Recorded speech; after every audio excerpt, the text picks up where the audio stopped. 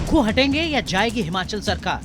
हम लोग कांग्रेस पार्टी को मजबूती से मजबूत कर रहे हैं और निश्चित तौर पर 5 साल कांग्रेस पार्टी की सरकार चलेगी, इसमें कोई दो राय नहीं। पहाड़ पर कांग्रेस के अंदर क्यों हुआ झगड़ा? जिस व्यक्ति 6 बार जो हिमाचल प्रदेश का मुख्यमंत्री रहा, उसकी मूर्ति लगाने के लिए 2 गज जमीन इनको माल रोड के ऊपर नहीं मिली। विपक्ष बिना बजट पास, नंबर किसके साथ? और ये सरकार सही मायने में सत्ता में रहने का अधिकार, नैतिक अधिकार ही खो चुकी है।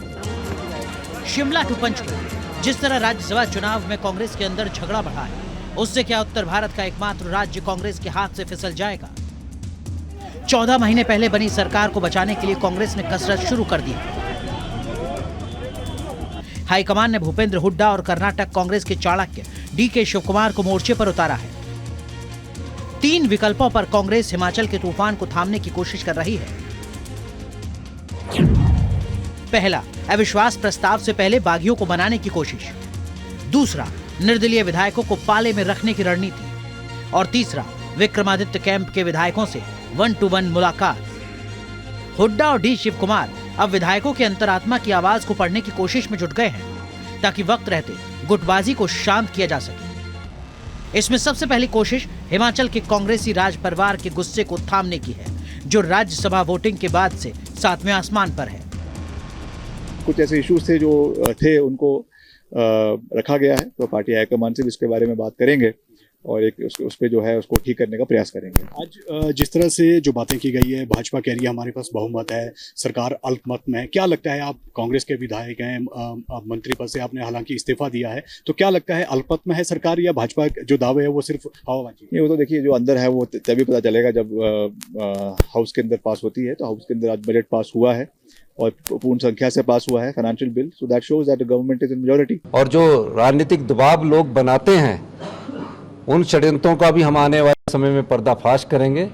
हम लोग कांग्रेस पार्टी को मजबूती से मजबूत कर रहे हैं और निश्चित तौर पर 5 साल कांग्रेस पार्टी की सरकार चलेगी, इसमें कोई दो राय नहीं। दूसरी तरफ बीजेपी के धुरंधरों ने भी चढ़ाई तेज कर रखी है। 6 कांग्रेस विधायकों की क्रॉस वोटिंग के बाद बीजेपी ने दावा कर दिया कि सुक्खू सरकार अल्पमत में आ चुकी है। अगर फ्लोर टेस्ट हुआ तो बहुमत साबित करना मुश्किल होगा। सी बात है, कांग्रेस सरकार बचाने की कोशिश कर रहे हैं, अन्यथा नैतिक अधिकार कांग्रेस के पास अब सत्ता में रहने का रहा ही नहीं, क्योंकि पिछले कल ही मतदान में वो राज्यसभा में हार गए। हिमाचल प्रदेश विधानसभा में कुल 68 सीटें हैं। विधानसभा में बहुमत का आंकड़ा 35 है। इसमें कांग्रेस को 40, बीजेपी को 25 सीटों पर जीत मिली थी। वहीं 3 निर्दलीय विधायक भी हैं।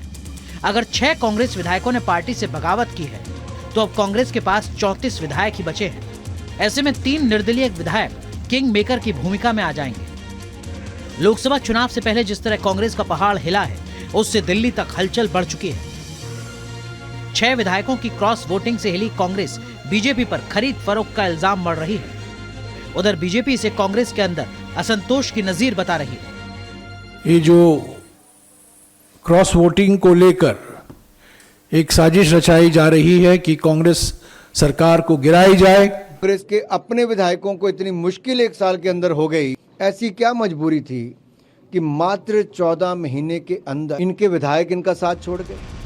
राज्यसभा चुनाव कांग्रेस के लिए ऐसी दुधारी तलवार बन गई, जिसमें एक तरफ तो अपने कानूनी चाणक्य सिंघवी को राज्यसभा नहीं भेज पाई और दूसरी तरफ सरकार ही फंस गई।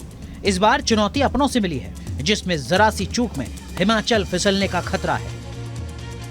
कि जिस तरह से कयास लगाए जा रहे हैं, जिस तरह से विधायक कह रहे हैं कि वो मुख्यमंत्री के पद पर नहीं रहने चाहते, लेकिन उसके लिए अब विधायकों की यहाँ पर मीटिंग बुलाई गई है।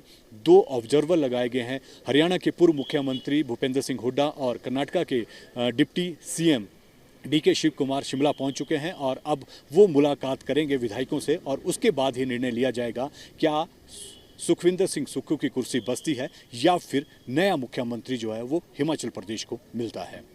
वीडियो जर्नलिस्ट सचिन के साथ विशाल ठाकुर, न्यूज़ नेशन, शिमला, हिमाचल प्रदेश।